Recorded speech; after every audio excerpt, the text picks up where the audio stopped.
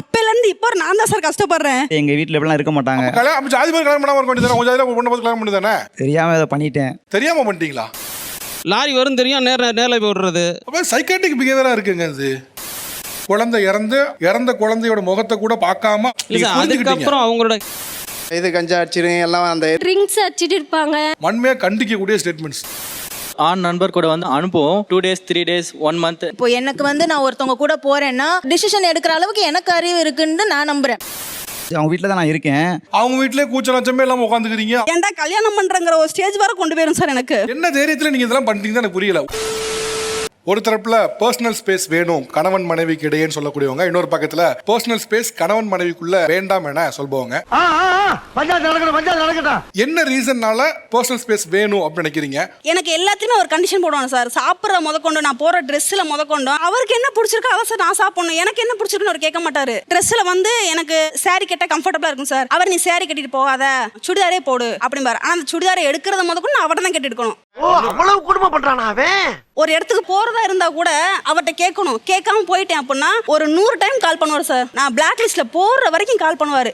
யார் சாமி இவன்? எங்க இருந்து வந்திருக்கான்? என்ன ஃபோன் பண்ணி என்ன பண்ணுவீங்க? மியூட்ல போட்டுருவேன். மியூட் போட்டு எவ்வளவு நேரம் அப்படி வச்சிருப்பீங்க? கட் பண்றவரை வச்சிருப்பேன். கட் பண்ற வரைக்கும். சரி, கட் பண்ணி என்ன பண்ணுவீங்க? மறுபடியும் அடிப்பேன். சரி, பிளாக் லிஸ்ட்ல போட்டாதான் விடுவேன். இது எதுக்கு சிரிக்கிறீங்க? நான் வேலை பார்க்குற இடத்துக்கே வந்துருவாரு சார். நீ வா அப்படின்னு கூப்பிட்டே இருப்பாரு. ஒரு டைம் அழுதுருக்கேன். இதுக்கு நீங்க அவங்க வேலை பார்க்குற இடத்துக்கு போறீங்க. சும்மா போவேன், பாக்குறதுக்காக போவேன். ஒரு மாதிரி நீங்க பண்றது இன்டீசென்ட்டா இருக்குன்னு உங்களுக்கு ஃபீல் ஆகவே இல்லையா? உனக்கெல்லாம் வெக்கமே இல்லையாடா?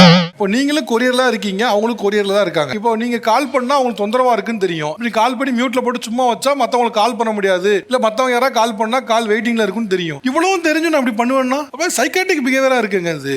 நான் கொஞ்சம் மென்டல். எந்த நேரத்துல என்ன பண்ணுவேன்னு எனக்கே தெரியாது. முதல்ல எப்படி இவரை லவ் பண்ணீங்கம்மா? ரொம்ப நாளா இல்லை சார், 3 months தான் லவ் பண்ணோம்.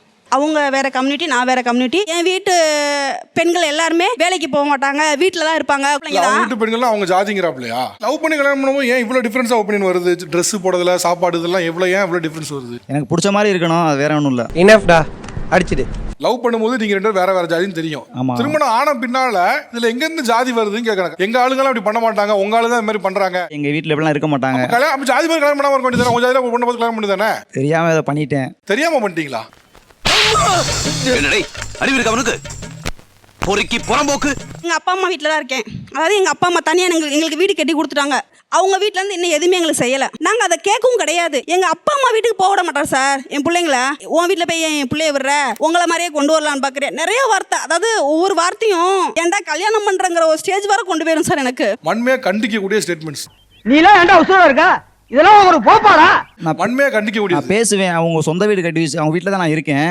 எப்போ பார்த்தாலும் வீட்டு வெளியே போன்னு சொல்றாங்க. எனக்கு எப்படி இருக்குன்னு சொல்லுங்க. நீங்க பேசுங்க, அவங்க பேசிருக்கலாம், அவங்க பேசிருக்கலாம். உங்க வீட்டுல இருந்து உங்களுக்கு எதுவுமே பண்ணல. அவங்க வீட்டுல வேற ஜாதி கல்யாணம் பண்ணா கூட ஒரு இடம் வாங்கி வீடு வாங்கி கட்டி கொடுத்து அங்க அவங்க உட்கார வச்சிட்டாங்க. இப்போ ஒருவேளை உங்க மனைவியோ இல்ல மனைவி சேர்ந்த ஒருத்தவங்க யாரோ வெறும்பைய சும்மா தானே வந்தேன்னு கேட்டா என்ன செய்வீங்க?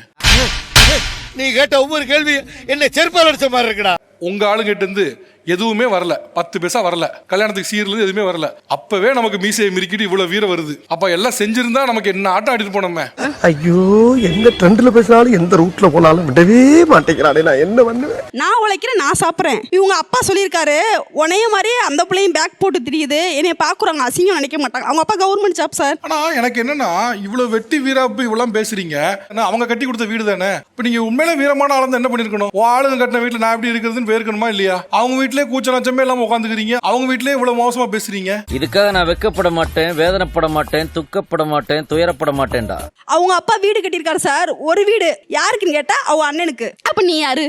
உங்க ஜாதியில உங்க அப்பாட்ட போய் கேட்க வேண்டியதானே? கேட்டுட்டு தான் சார் இருக்கேன், தரமாட்டாங்க. நம்ம ஜாதி தரலாம் என்ன பண்ணிருக்கணும்? நம்ம மீசையை முறுக்கிட்டு போயிருக்கணுமா இல்லையா? இங்க மட்டும் மீசையை முறுக்குறீங்க.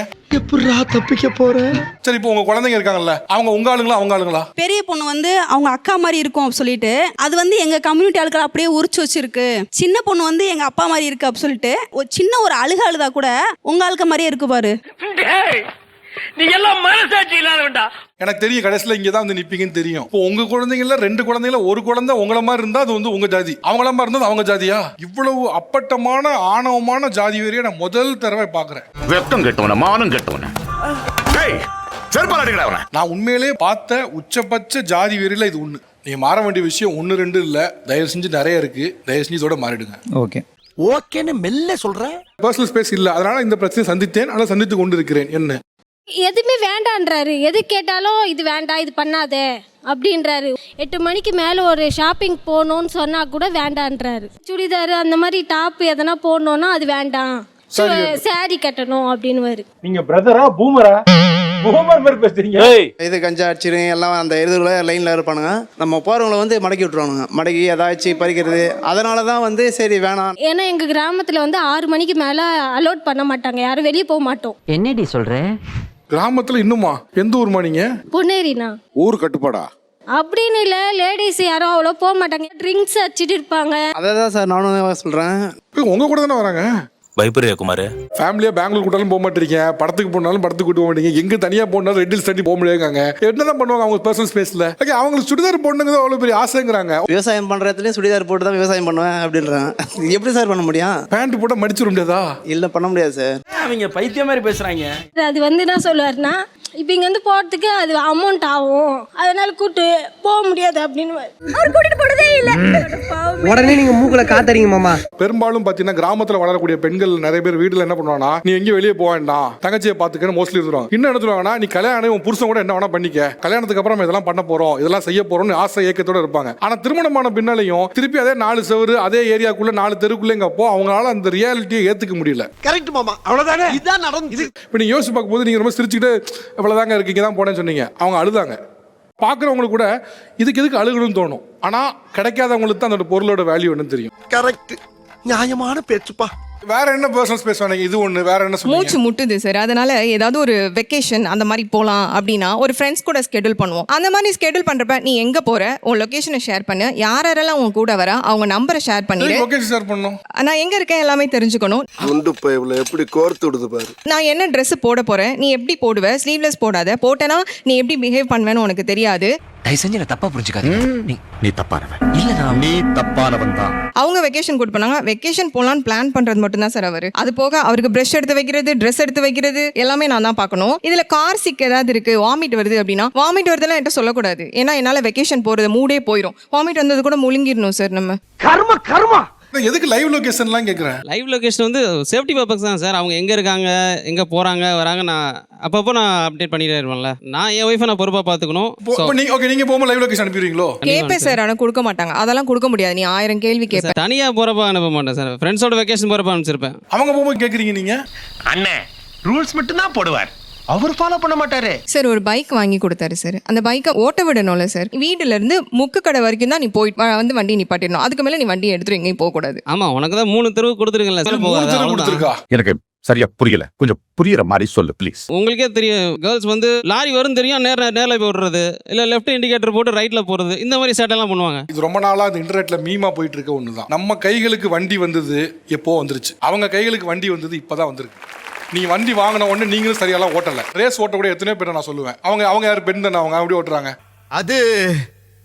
அது நீ இப்படி எங்களை மடக்கவே நான் எதிர்பார்க்கவே இல்லை. சார் எங்க அப்பாவோட இனிஷியல் வச்சதுக்கு சண்டை போடுறாரு சார். ஏன் இனிஷியலை நீ மாத்த மாட்டேன்? அவங்களோட பேர்ல என்னோட நேம் வந்து இனிஷியலா இருக்கணும் அப்படின்னு ஒரு ட்ரீம் இருந்துச்சு.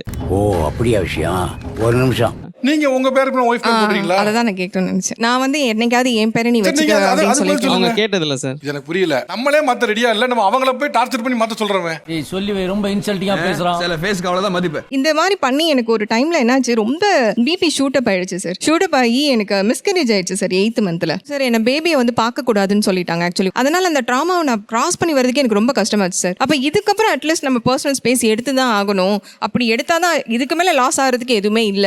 என் வாழ்க்கையில இன்னும் நான் எல்லா குடும்பங்களை பார்க்கணும்னு இருக்கும், எனக்கே தெரியல. 10 மாசம் கேரி பண்ணி டெலிவரி ஆகிற ஸ்டேஜ்ல டெலிவரி ஆகும்போது மிஸ்கேரேஜ் ஆகி குழந்தை இறந்து அதை ரேப் பண்ணி இறந்த குழந்தையோட முகத்தை கூட பார்க்காம அப்படியே கொண்டு போய் அதை இறுதி சடங்கு பண்ணி, இவ்வளவுக்கும் காரணம் வந்து நீங்க பண்ண பர்சனல் ஸ்பேஸோடது டென்ஷன் தெரிந்தும் அவங்க உங்களை மன்னித்து இன்னமும் ரொம்ப காமா பேசுறது அவ்வளவு பெரிய விஷயம். ஒத்துக்கட மனசு இல்லனாலும் அதான் நேசம். அதுக்கப்புறம் அவங்களோட ஹெல்த்தை வந்து நான் பாத்துக்கிட்டேன்னு சொல்ல வரேன்.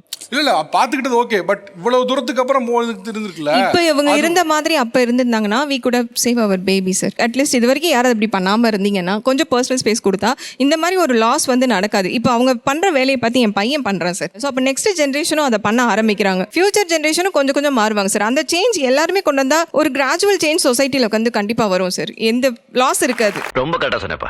உங்க ரெண்டு பேருக்குள்ள அதிகபட்சமா இந்த அளவுக்கு எங்களோட பர்சனல் ஸ்பேஸ் உண்டு அப்படின்னா என்ன சொல்வீங்க? நம்மள தனியா விட்டுட்டா எங்க அவங்க வேற மாதிரி போயிட போறாங்களோன்ற மாதிரி பயம் இல்ல ட்ரஸ்ட் இல்லாம ஒரு trust மாதிரி issue இல்லாம இல்லாம தனியா free ஆ என்ன நான் இண்டிபெண்டன்ட்டா இருக்கேன். எப்படி எப்படி எப்படி எப்படி அவங்க ஃப்ரெண்ட்ஸ் கூட போறாங்க, ஒரு வீக்லி ட்ரிப்னாலும் பரவாயில்ல, ஒரு 2-3 டேஸ் போறாங்க, ட்ரிப் போறாங்க அப்படின்னா டு பி ஃப்ராங்க் என்னை விட அவங்க மேல் ஃப்ரெண்ட்ஸ் அதிகம். ஜஸ்ட் ஒரு இன்ஃபர்மேஷன் இது மாதிரி நாங்க போறோம் அப்படின்ற மாதிரி தான் சொல்லுவாங்களே தவிர மற்றபடி நானும் வந்து அவங்களை வந்து ரொம்ப கண்ட்ரோல் எடுத்துக்க மாட்டேன். அப்படியா? அப்படித்தான். ஆண் நண்பர் கூட வந்து அனுப்புவீங்களா கேட்டீங்கன்னா அனுப்புவோம். ஒரு 1 year 2 year ஃப்ரெண்ட்ஷிப்பா இருக்கணும். 2 days 3 days 1 month இந்த மாதிரி இருந்தா பழகுன ஒருத்தரா இருந்தா பழகுன ஒருத்தரா இருந்தா கண்டிப்பா அனுப்புவோம். சார் ஆப்போசிட்ல இருக்கவங்கள தானே சார் தெரியாது, ஆனா நம்மள தெரியும்ல சார். அவங்களுக்கு ஆபத்து யார் மேலேயே வரலாம் தானே, அவங்க அந்த ஆங்கிள் யோசிக்கிறாங்க. இப்போ எனக்கு வந்து நான் ஒருத்தவங்க கூட போறேன்னா அவங்க சேஃபான ஆளா இருக்காங்களான்ட்டு அந்த முடிவை நான் பார்த்தோன்னே தெரியாது. எடுத்துக்கிறேன். அந்த டிசிஷன் எடுக்கிற அளவுக்கு எனக்கு அறிவு இருக்குன்னு நான் நம்புறேன். தெரிஞ்சுக்கிட்டியா?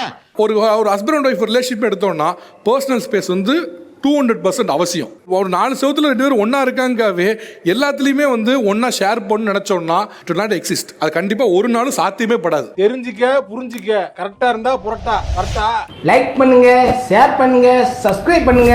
அந்த பெல்லுங்கிற பட்டன் இருக்கும், உங்க பொண்ணான கையால அந்த பெல்லை மட்டும் கொஞ்சம் அமுக்கிருங்க.